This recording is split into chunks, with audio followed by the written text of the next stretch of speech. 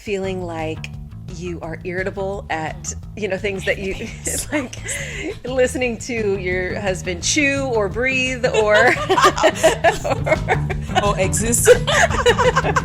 And she said, no, he's a narcissist. And I'm like, maybe I don't understand what that word means. So I had to look up the word. And as I'm reading this, and this is at the same time, it was a light bulb, and it all made sense. Like, oh my gosh, this never would have worked out. Brain fog and night sweats and weight gain around your belly, mood changes, irritability, things like that. I would track it back to hormonal changes.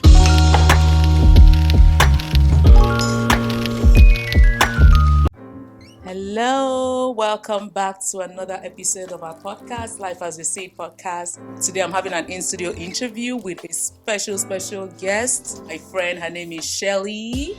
Welcome, Shelly. Thank you so much. It's great to be here. Thank you. You look so pretty. She also is a podcaster. She has a podcast. We're going to leave the name of our podcast in this episode so you can check out. Wonderful podcast, So she's here to share her story with us, and it's just gonna be an interactive, just banter, I guess. And yeah, I'm sure you learned something from it. Welcome, Shelly. Thank you so much. Thanks for asking me. This is fun. Sure. It's exciting. No, thank you for honoring me with your presence. Oh, yes. So, Shelly, can you give us a brief background about yourself, how you grew up, how do you see yourself, all of those?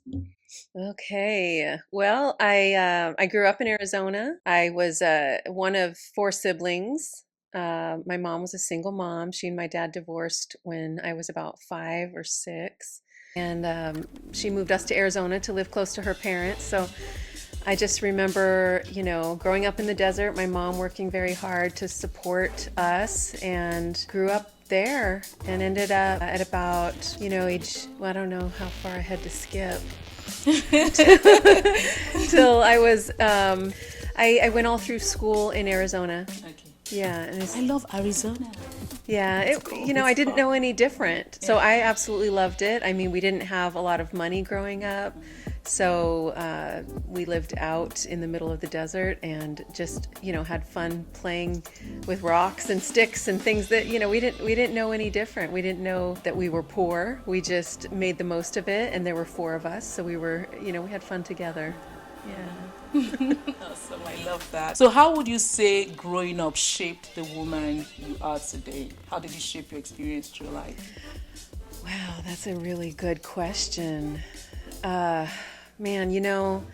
think the biggest aspect of it has been in the type of mom that I want to be to my kids. God bless my mom. In fact, today would be her birthday. She passed a few years ago, but she worked really hard to support us, and so she wasn't around a lot. And I became a mom very young, at the age of 20, and had 4 kids, and I just always wanted to be there. Like I'm there so much that they're probably sick of me. I just want to be involved in everything. I want to be there in the morning to make them breakfast. I didn't have my parents there to do that for me. So making them a hot breakfast in the morning was very important. To be able to be there when they got home from school was very important, or to chaperone field trips, or to take them to their doctor's appointments and just do all the things with them. So just being a very present, intentional mom with them, I think that came out of, my circumstances that I wished would have been different with my mom. But, I'm able to look back and reflect that she did her best. She was a very young mom herself and had 4 of us in rapid succession. So she did her best, and she had to work very hard. And for a long time I was resentful about that, but becoming a mom myself, just being able to understand all that she went through and what she did for us, it put things really into perspective for me. That's interesting. That's true. I find that most times we try to give to other people what we lacked. Mm-hmm. Like maybe growing up. Mm-hmm. Like for me, I don't have kids, but I have nieces and nephews, young nieces and nephews, and I always want to give them everything. Their parents are always not so happy about it, but I always buy them toys. Most parents are like, their parents are always like, the garage is full. Like They have enough. They have enough, but right? Because growing up, I always wanted. Because I come from a big family as well. Yeah. We're like 9 of us, so like lots of kids. We had to share a lot of things, and for me, I just felt like, oh my God, I wish I had more toys. I wish I had everything I want. So now I'm trying to give it so much to young kids. I see, I'm like, yeah. And it kind of heals something in you. Kind of makes you feel better. Yeah, absolutely. That's interesting. That's good to know. Yeah, thanks for sharing that. So what would you say has been your greatest achievement? You mentioned motherhood. Do you consider that your greatest achievement? What has been your greatest achievement, and what would you say has been your hardest, toughest life experience so far? Well, I think most moms would say our greatest achievements are our kids, and that is 100% true. But I also, when I think about my life and who I've become through my circumstances, I'm very proud of who I've become. I was in an abusive marriage for many, many years. The father of my boys. And when I finally left that situation, when you're thinking about getting out of a situation, I don't think that I was ever looking too far ahead to like what my dream life would look like and another marriage or anything like that. When you're in something like that, you're just thinking about getting out and being safe and feeling safe and getting your sense of self back. And after many, many years of emotional and psychological abuse, when you leave a situation like that, you're rebuilding your identity and who you were led to believe you were, and rebuilding your confidence. And at the same time that I was going through that divorce, I was diagnosed with thyroid cancer.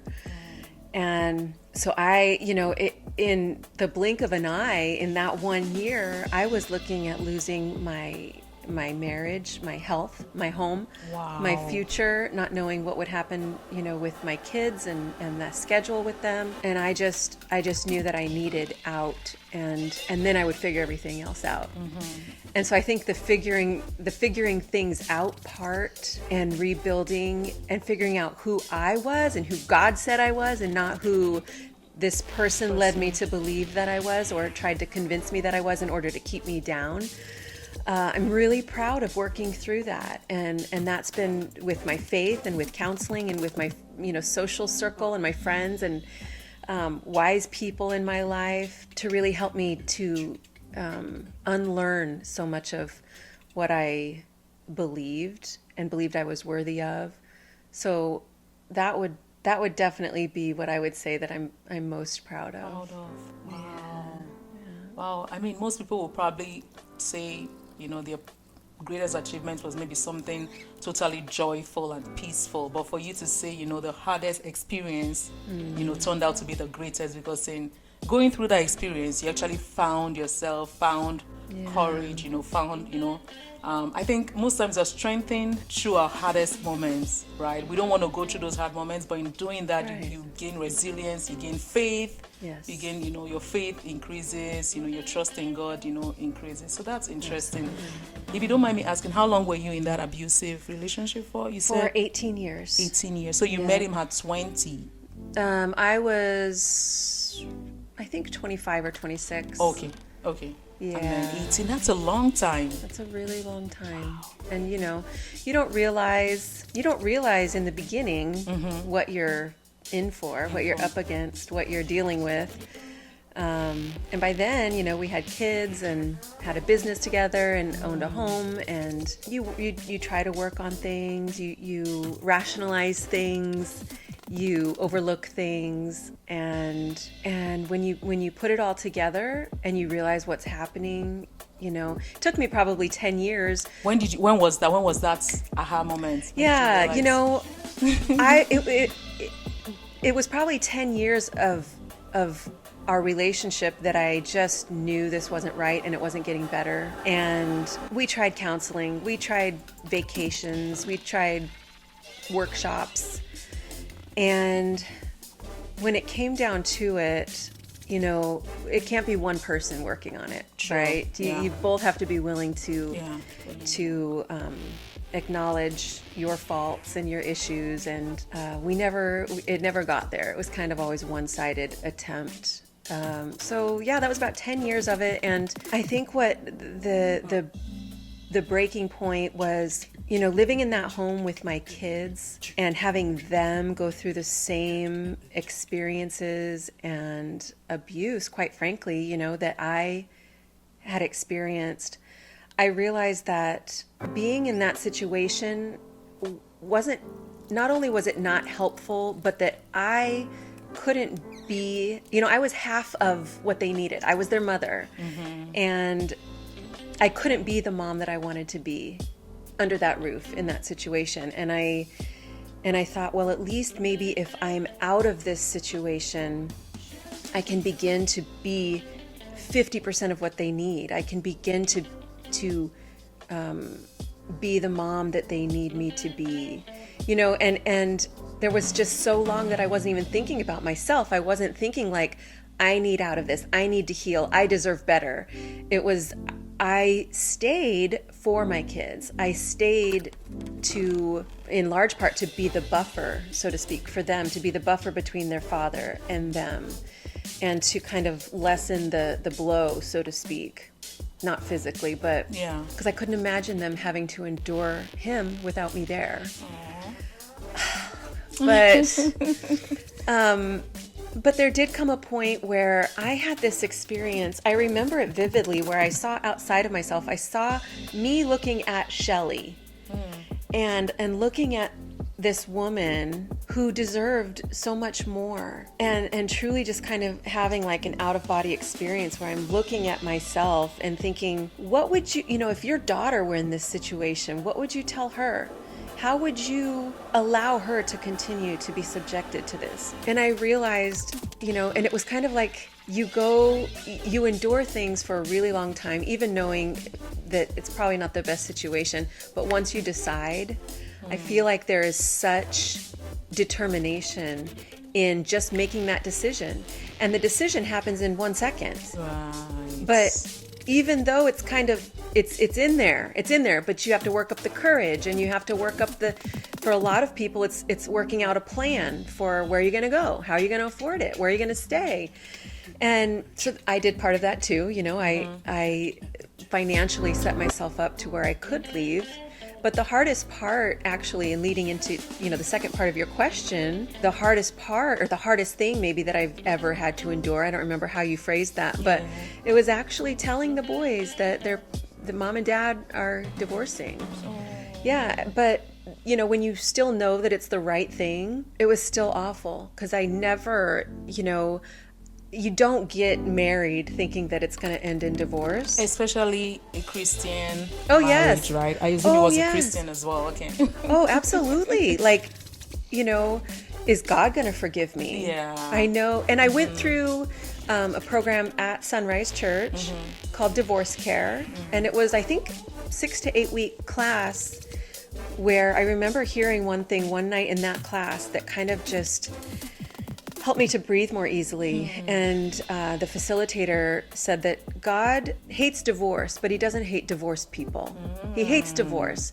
And that's understandable. That wasn't his plan for any of us. And it was not my plan for my marriage. But also, he doesn't want me to stay and be abused. And so it was, that was a lot of struggle. But, I remember sitting down on the couch with their dad and telling them that we were going through divorce, and also knowing at the same time that I had just been diagnosed with cancer, and I was going to have to tell them that soon as well. It was, so hard. Yeah, the whole year was really, really difficult. But I had really good friends at the time, and that is the time of my life that I was closer to the Lord than I ever have been. And, even now I feel like I have a really good relationship with him, but that was such a sacred time where it was like me and God. When you're losing everything and everything around you is crumbling. But I just clung to him. Oh, thank you. You're prepared. Thank you.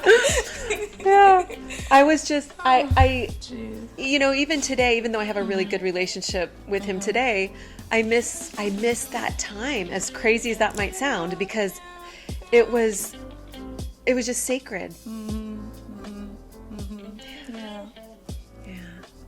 But he's good. I mean, I'm here where I am today, and just confident in who I am in him and who he says I am, and not who anybody else says I am, or what I need to do, or who I need to be, but I am his daughter. And I am beloved. Oh my God, so beautiful. Like, looking at you, like, you radiate so much light and beauty that I can't even, tell that you've been through that. Because I know most women who have been through those type of abusive relationship, like, most of the time, like, it's hard for them to recover, to come out of it, right? Because they've been beaten down so much. They've been told, this is who you are, this is how you should be. They just walk with almost like, a chip in their shoulder. They can't do much, right? But with you, and I guess with the help of God, like, just trusting him and reaffirming, what he said about you, going through the scriptures, it's amazing how looking at you now, I can't even tell. Did you have any help, like therapy, counseling afterwards? Or? Oh, yes. Yes, I'm still in therapy. I'm a proponent of therapy, 100%. Yes. So I did have a great therapist at the time, and actually she was a friend and a client of mine. And she, at one point, she was our marriage therapist. And I continued to see her on my own after my divorce. And so she helped me a lot. I read a lot of books. I listened to a lot of podcasts on understanding narcissistic abuse. And, I never knew what it was when I was in that situation.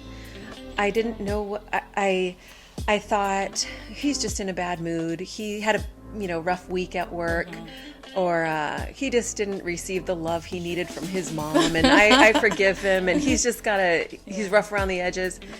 And it wasn't until a friend of mine was going through a divorce, and she was talking about her husband was a narcissist, and I knew her husband, and I said, "What are you talking about? No, he's not. I know him. He's an amazing guy."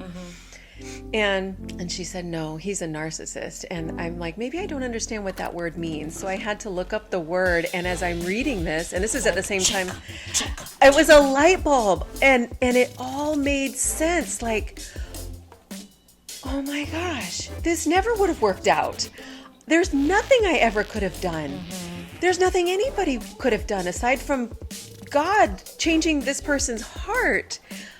I was in a losing battle trying to save my marriage. And when I understood that, I could then seek out the resources on narcissism, on narcissistic abuse, on working exactly with my therapist to understand the characteristics of a narcissist and the way that their brain works, and reading books on how to communicate with them and how to co-parent with a narcissist, which is, wow.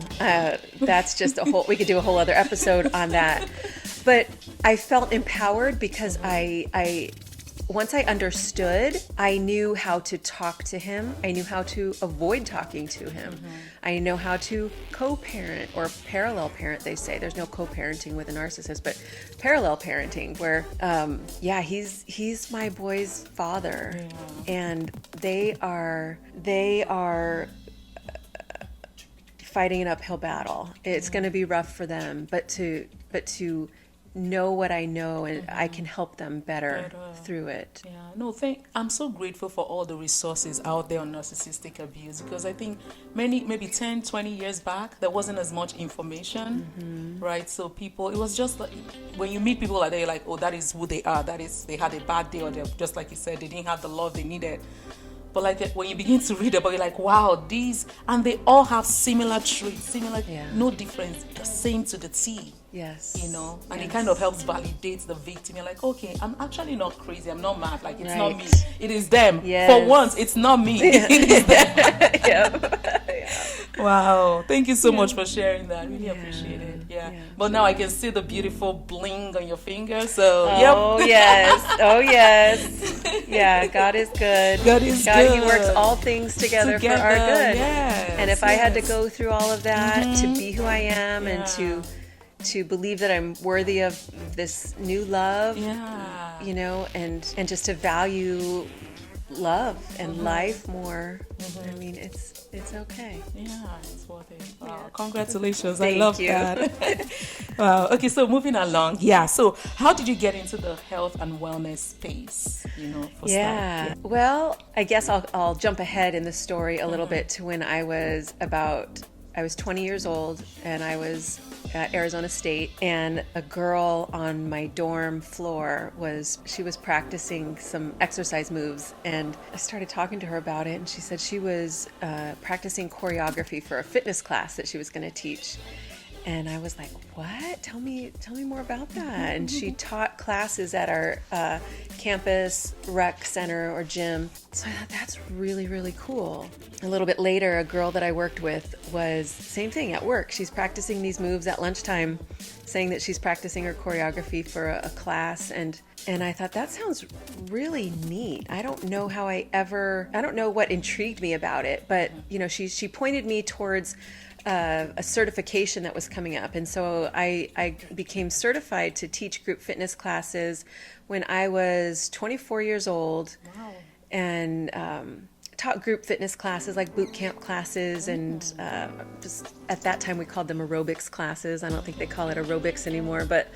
And I just absolutely fell in love with being in a gym and the music and the people and having my headset and teaching. And shortly thereafter, I became certified as a personal trainer and was coaching people one-on-one. And so, that was in my mid-20s. Fast forward to my mid-40s, I realized that after, 2+ decades of coaching women, I realized that I was going through some hormonal changes. And the same thing. No one prepares you for it. No, I was one not prepared. And here I am. I'm like a fitness professional in this field, coaching women, and I had no clue what was coming. And I thought, if I don't understand what is going on with my body, then women who aren't in this profession have, no hope. So I, at the age of about 47, 48, kind of just pivoted my focus to help perimenopausal and menopausal women. When I realized that the same types of workouts and the same way I was eating wasn't working for me anymore, and I was gaining weight, and my body was changing in so many different ways, doing the same things that I'd always done, I kind of pivoted and just changed my focus. And so that's what I love to do now, is helping women to understand, like, what is going on with your body? Why is it not responding the same way that it has before? Where are all these symptoms coming from? And what do we need to do differently in order to get ahead of that and to rock our 40s and 50s and beyond?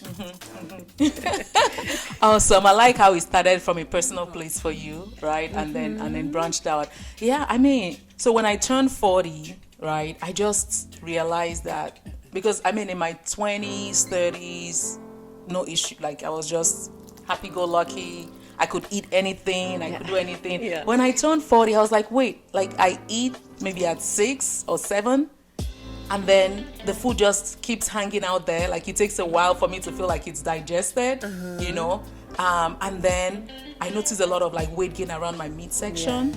It's like, okay, every other place is okay, but my midsection is just, bulging. And I'm like, what is this? And then a lot of flatulence and, like, gassiness, and I realized there's some things, like, I'd never considered myself lactose intolerant. Like, I drank milk. But when I turned 40, I was like, wait, what is happening? Whenever I drink milk, my stomach is like, wait, am I lactose intolerant all of a sudden? Yeah. And I think the main change I saw was with my cycle. I always PMSed, but it was never really bad. But in my 40s, my PMS symptoms, like, became something. I was like, few days before my period, I just feel so sad and gloomy. Initially, I didn't link it with PMS. I just thought, oh, what's happening? What is happening to me? Why am I so sad? What am I feeling like? Is it what they call it, existential crisis? Am I feeling like, what is this world about, right? And then after those maybe 1 day or two, I start feeling better again. And then after a few days, my period comes. So I tracked it for a couple of months. I was like, oh, this is okay. So this is a new PMS symptom, I'm experiencing, right? Yeah. And then my period comes. And then after my period, just before my ovulation, I feel kind of yucky, bloated, like just very funny, sluggish. I never had those symptoms before. Yeah. So I'm just trying to say that there's so many, like when you move into your 40s, or I've experienced in my 40s, like so many hormonal changes, fluctuations. I had to WebMD some of them to realize that it's okay. Some people experience this, but it was just like, what is happening? Yeah. So I'm so glad that you have an expertise in this area, to help women. And I'm sure there are women who probably might be watching in their 40s, because I don't think there's so much well, maybe there's information, I don't know, but I feel like it's not something that is well discussed, because I never had these conversations with my friends. I guess maybe they experience the same thing, but we actually don't really talk about it. So to ask you, what type of hormonal changes take place as we grow older, and what kind of lifestyle and maybe diet can we, start incorporating into our lifestyle to ensure we're able to manage it better? Yeah. Well, first, I just want to say you sound like you are on top of it with paying attention to your cycle. A lot of women are not. And so you've kind of got an idea of what to expect before your period and then before ovulation. You're very in tune with your body. So that's good. That would be one of the things that I would suggest that women start to, if they haven't already, because I know I didn't. I wasn't really focused on it. I started using an app to track my period in my 40s. But prior to that, I wish I had paid closer attention to that, because then you start to really see the fluctuations in the length of your cycle and the volume, if you will, and those will all be important. So good for you. So that's good. Starting typically as early as our late 30s, we can start to see hormonal changes. Our estrogen drops, progesterone drops, our two main sex hormones will begin to fluctuate, I should say. Drop and fluctuate. Okay, can you speak a bit on those hormones? What are they and what do they? Well, estrogen is one of our main hormones, and we have estrogen receptors on all cells in our body, meaning that when our estrogen starts to decline, everything's going to be affected. We'll start to see symptoms in, the things that you might typically hear, like brain fog and night sweats and weight gain around your belly and digestive issues and mood changes, irritability, things like that. But there's from A to Z. The list is from A to Z. Fill in the blank. Pretty much any symptom that a woman can experience in her late 30s, 40s, 50s, I would track it back to hormonal changes with estrogen. Progesterone is our more calming hormone.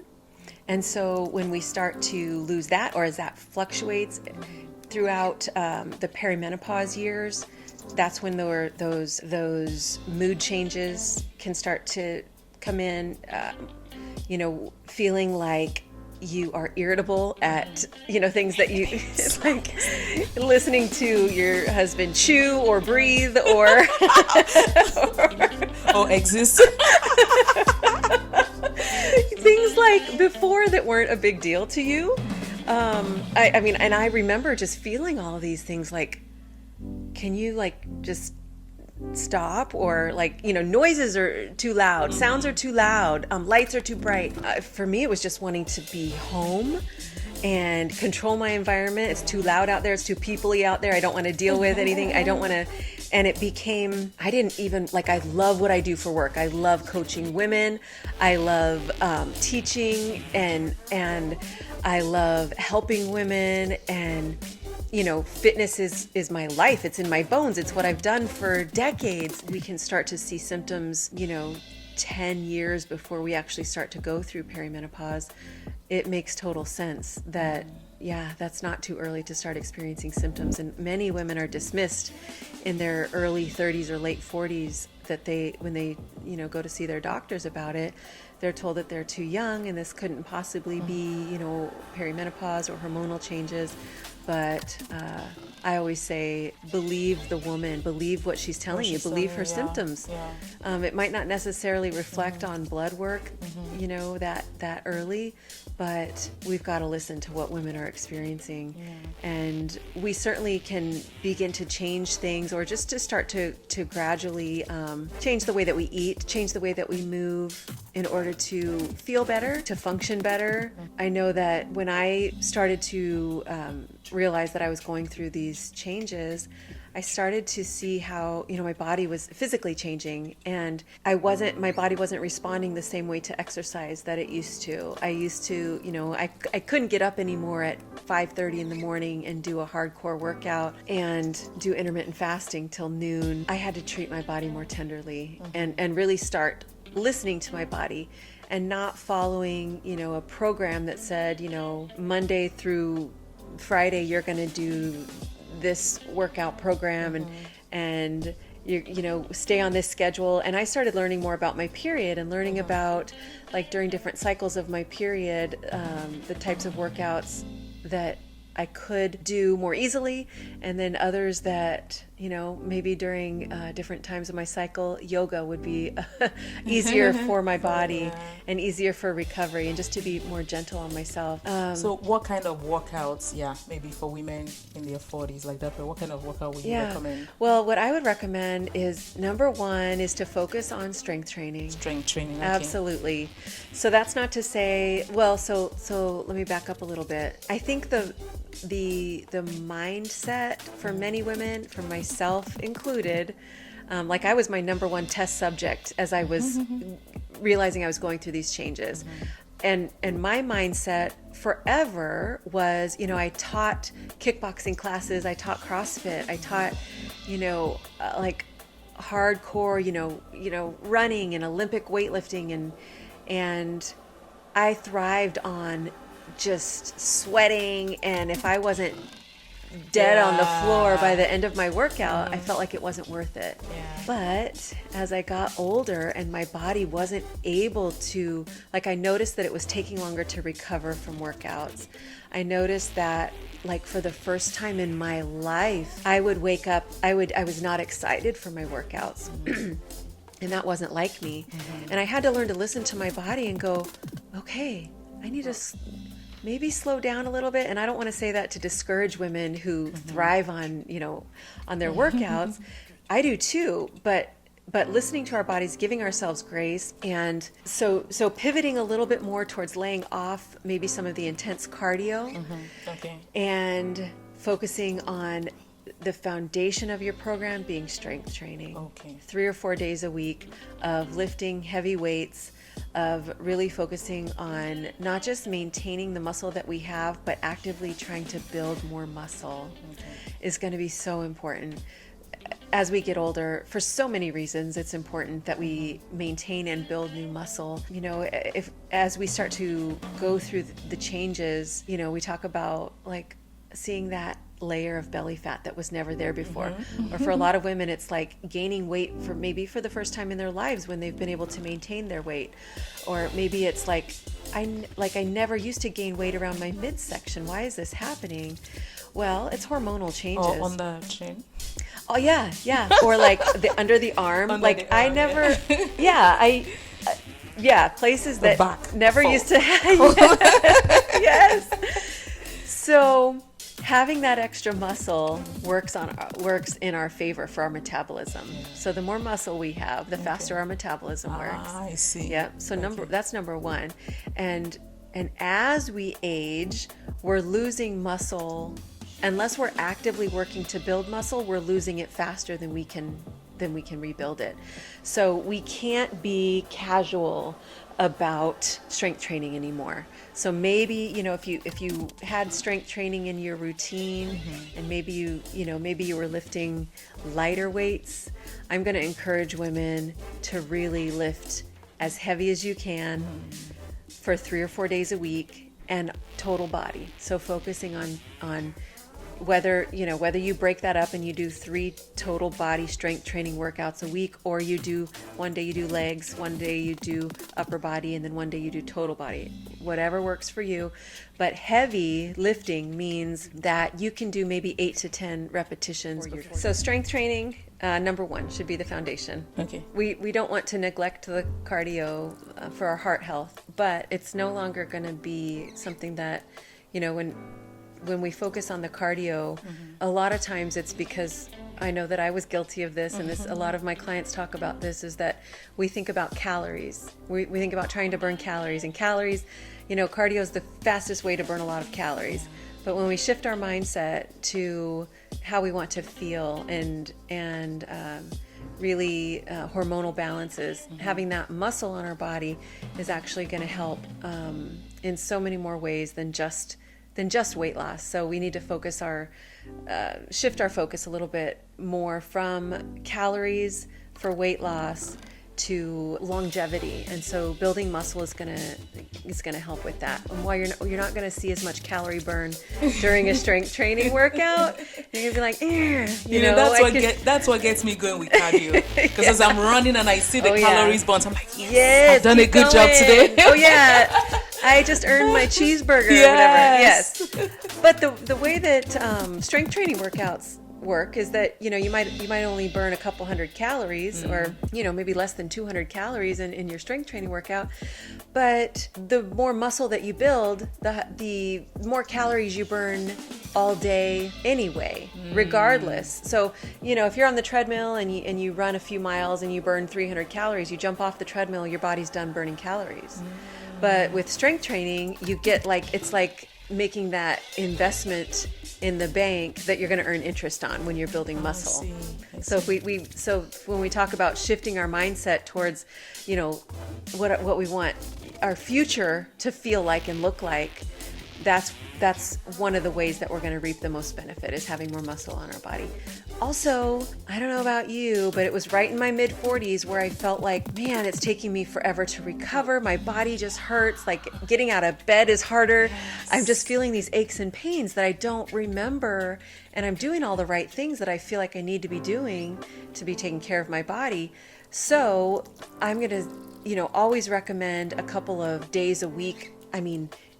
A few days a week or a little bit every day of flexibility training and mobility training, moving your body, stretching your body.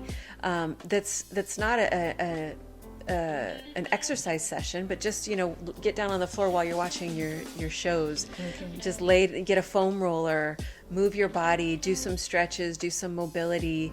And I try and do a little bit of that when I'm listening to my Bible reading plan in my headphones in the morning, and I'm on the floor and I'm just working out, the kinks, waking up, like sleeping hurts anymore. So I'm just stretching and I'm doing just some movement for my spine, and so a little bit of that every day will pay dividends. And that's definitely one of the areas we want to focus on more as we get older.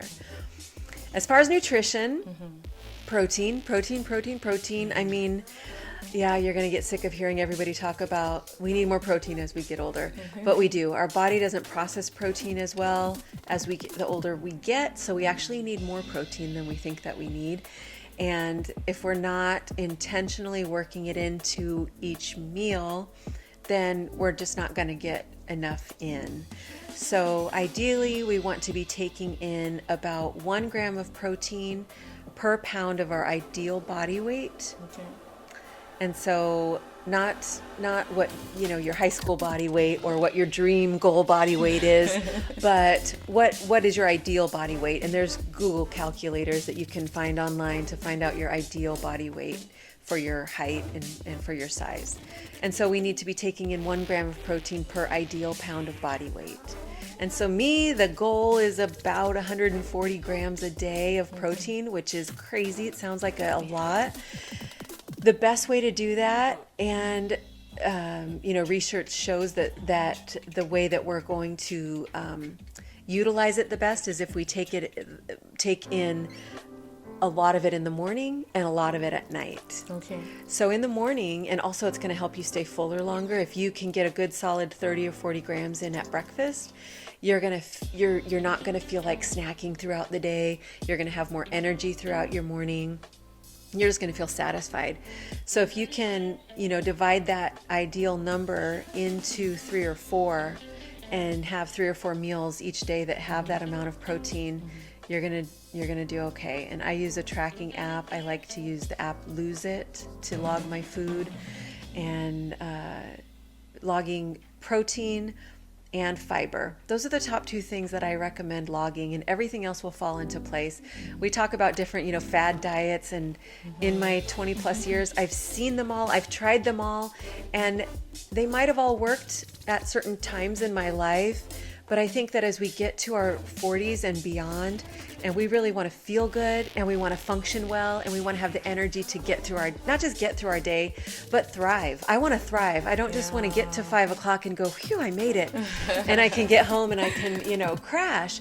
I want to have an active life. I want to go hiking on the weekends. When my boys want to go out and throw a ball, I want to be able to go and do that with them. Yeah. I want to just feel good. I don't want to just get through. And so there's not one particular diet that I ascribe to. And certain people, we're all so unique. Our bodies are just so different. You're different than from me, and I'm different from the next woman. And what works for somebody else might not work for me. And what you might feel like you thrive on, I might not. And what feels really good for me might not work for you. I'm always going to recommend staying away from the high processed foods. Yeah. Just, oh my God. Yeah. That messes up your metabolism. Oh yeah. And that takes time because we're so busy, and it's just easy to drive through, or it's easy to pick up the packaged things at the store. Yeah. And we really need to get back to cooking in our kitchen and just cooking whole foods. And I understand that that's easier said than done. Yeah. But the more that we can eat food, the closer to nature, the better. The better. Right. And so those hormonal changes will happen regardless. Right? Yes. It would happen once you get to your 40s. Oh, there's nothing we can do. There's nothing you There's can not do. enough money in the world. There's no Right. diet or fitness program on the world that's going to slow that down. Right. It's but having a good lifestyle, like with what you're saying, exercise, good dieting and all that, it would help you manage it better and control it better. absolutely. Like, I think you mentioned it's part of the symptoms is weight gain around the midsection, and also weight gain, like you just find it difficult to even lose, weight as fast. Yeah, but, just losing weight in general is harder. Yes. So, but with adopting these good practices, it's easier for you to stay fit, stay in shape, and not have those bad symptoms happening. Yes, absolutely. Yeah. And it can be harder as we get older. And I was surprised to experience that myself, having a background in health and fitness my entire adult life. Yeah. I just expected I would coast right through perimenopause and menopause, and I would stop having my period, maybe have some hot flashes, and I'd be on my way and feel fine. And it just smacked me upside the head. It blindsided me. I did not have a clue what was going on. And because I am a thyroid cancer survivor and I don't have a thyroid anymore, I attributed a lot of my symptoms to low thyroid and there are so many women who have thyroid issues as well. And so a lot of the symptoms that we begin to experience with perimenopause look like low thyroid. The dry skin, the fatigue, the hair falling out, a lot of it, the trouble sleeping and things like that. I thought it was my thyroid. So I went back to my endocrinologist and had her adjust my thyroid meds, and that worked for a little while. But it turned out it was perimenopause. Yeah. And so, but we can be there's a lot that we can be doing to feel better and manage our weight, yes, but also when we're eating well and we're maintaining our exercise routine, we're going to sleep better. And sleep is one of the number one concerns for women going through perimenopause and starting to experience the hormonal changes. We'll have trouble falling asleep and trouble staying asleep. And exercise will help a lot with that, and managing our stress and our nutrition, because I mean, we could do a whole episode on just nutrition and hormones. I won't get into a lot about it, but a lot of the fluctuation, a lot of the things that we see happening also can be attributed to our blood sugar and our insulin. And when we're not eating well and we're eating those processed foods and we're just in that, trying to get something into our bodies quick, and it's those convenient foods, those are going to wreak havoc on our blood sugar, which is going to make us feel exhausted, which is going to make us feel like we don't feel like working out. We don't feel like doing anything. We feel like we just want to lay down and take a nap. And it's like a catch-22. Yeah. We know we need to move to feel better and to feel more energy. We always feel better once we do it, right? Yeah. But it's hard to muster up that energy to do it. And so we have to back up a little bit and go, okay, man, I'm wiped out. There's so much going on in our bodies right now. We're tired, we're busy, we're working full time. We might be caring for families. And a lot of women in our 40s and 50s, we start to look after our parents who are aging. And I know for me, that was another aspect of it, was my terminally ill mother came to live with me in my mid 40s, and I took care of her, and I didn't realize at that same time I was going through perimenopausal changes. I was recovering from thyroid cancer. I had just gone through my divorce, and I was now a single mom taking in my sick mother, and it's a lot. And we're going through a lot, maybe career changes in our, relationship changes. There's a lot happening at this stage of our life. So more reason than ever to really be focused on what we're fueling our bodies with. Right. I just believe so wholeheartedly that nutrition is where it all starts, because what we put in our body, that's going to determine our output. True. We have that's one thing that we do have control over. We can control what we put in our mouth. And when our defenses are down and when we're tired and fatigued and exhausted and wiped out and busy, the first thing that we're going to go towards is the easier, and our body's going to be craving those empty carbs to bring our blood sugar back up. Oh my God, yes. Yes. And so that's just, but we don't have the wherewithal to realize what's happening because we're just so wiped out and exhausted. So we go for something that's going to give us a quick burst of energy, but it's only going to make us crash, an hour or so later. And then we're right back down there and can't figure out what we need to be fueling our bodies to be in the right frame of mind, to understand okay, wow, this is what I'm up against now, but I have control over it. And that can sound intimidating or overwhelming for some women if you haven't really paid a lot of attention in the past to what you've eaten or how you've exercised. But the number one thing, like we were talking about during the break, was of how we can no longer think of this as, oh, I need to lose 10 pounds. Oh, I just put on this weight is coming on and I don't know how. And then we go into panic mode and we are looking for something quick that's going to help it. But we need to get out of that mindset that we have been in, at this age. Women have been in this roller coaster diet yo-yo mindset for decades now. And we have to step back and we have to get out of that and look at, what do I want to feel like at 60, 70, 80? What do I want my body to feel like? What do I want my life to look like? And then we move forward from there and we go, okay, I'm not going to lose 20 pounds overnight. I'm not going to maybe lose it in a month or 6 months.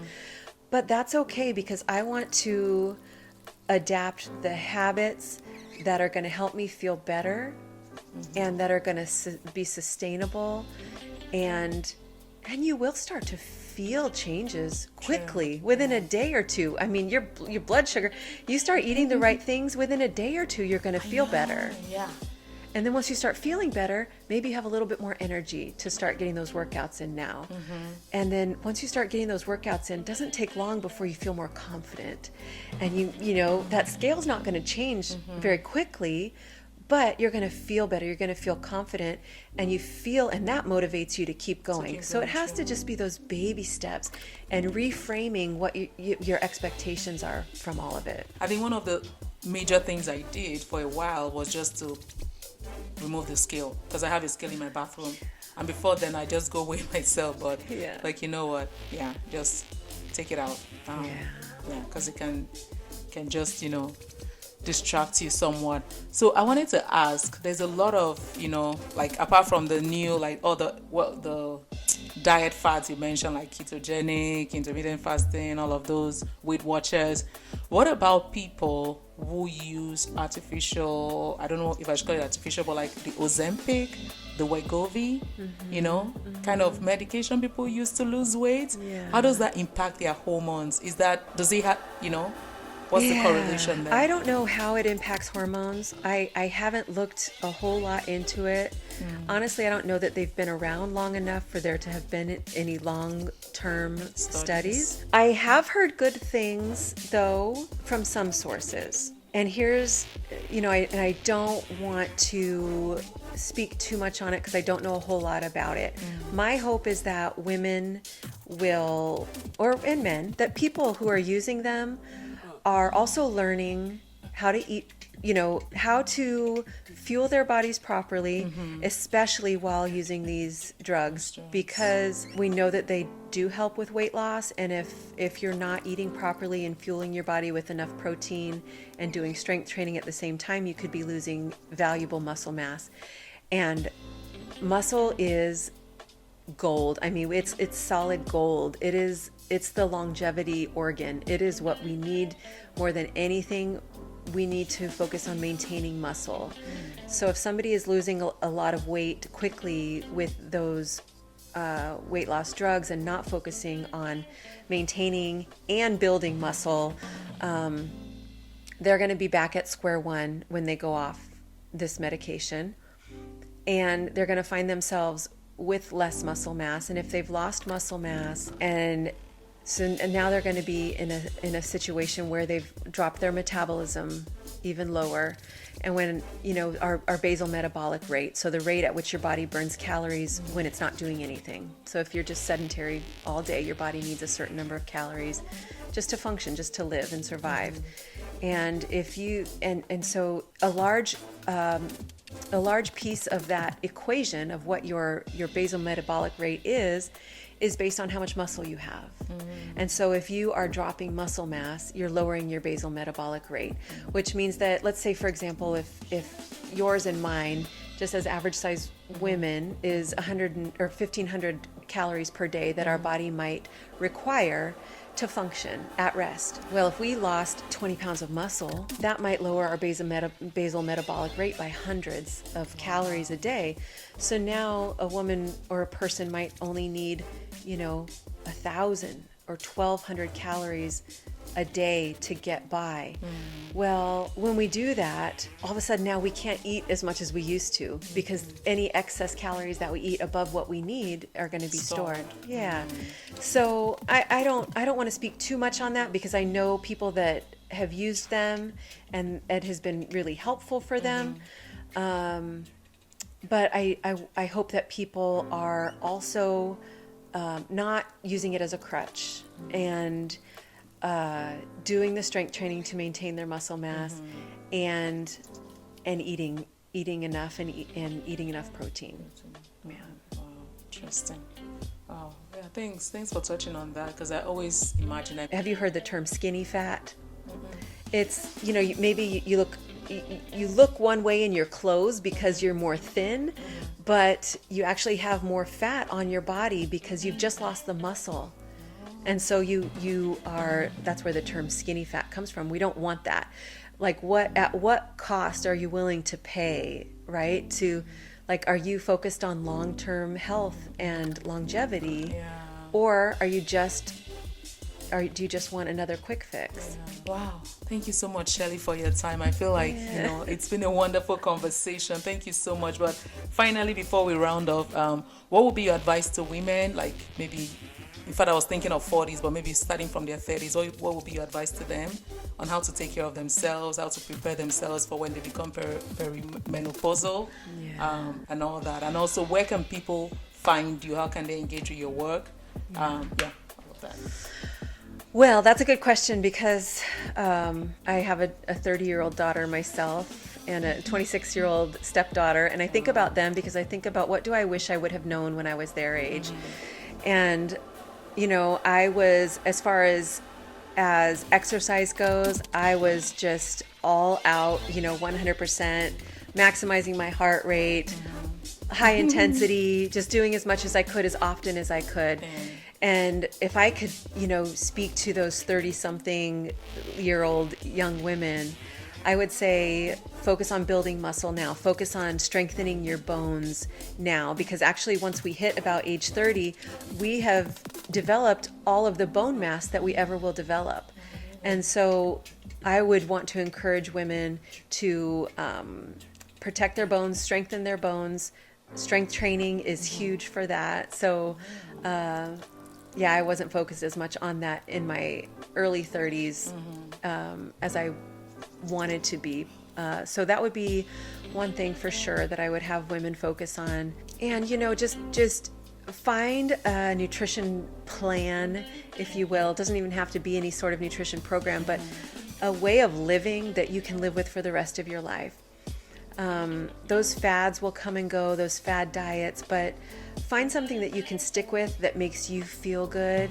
Focus on those whole foods, fruits and vegetables. Fall in love with cooking. Fall in love, get in your kitchen and just get familiar with cooking and cooking for yourself, maybe if it's just you, cooking for a spouse, cooking for your family, but just get comfortable with get in the grocery store and the farmers markets and buy as close to nature as you can, and focus on your protein. Focus on fiber, and strength training. Those would be like the top three: protein, fiber, strength training for women in their 30s. Get comfortable with doing those. Okay. Protein, fiber, strength training. Awesome. Yeah. That's good. That's good advice. Yeah. And where can people find you? The best place for people to find me is going to be Instagram or Facebook. So I'm at Shelly Simonsen Fitness on Instagram and Shelly Simonsen on Facebook. That's where I am most of the time. I have a lot of free resources on my Instagram in my link in my bio. Just free resources on my top hormonal tips and ways to get your protein in and all sorts of different things there. Okay. And then just information on my coaching programs and wait lists for upcoming programs. Awesome. And I'll have all of those information in the description box of the YouTube channel, as well as the show notes of the podcast. So, Shelly, if you don't mind sending me all of those information, yes, absolutely, so I can have them. Yeah. Yes. Thank you so much once again, yes, Shelly. Really appreciate. Was my pleasure. It's fun to talk with you. Thank you for having me. Thank you so much. Appreciate you. Thank you so much for watching. Thank you for listening. We really appreciate your support. I hope you learned a thing or two from this. Share with us. Share in the comment, section in the comments box your experience. If you have experiences as a perimenopausal woman, maybe in your 40s or 50s or whatever, or in your 30s, if you have any question, or we want to also learn from your experience. So thank you so much, and we hope to see you next time. Please like, comment, subscribe, share, and keep coming back for more wonderful content. Thank you. Bye-bye. Bye.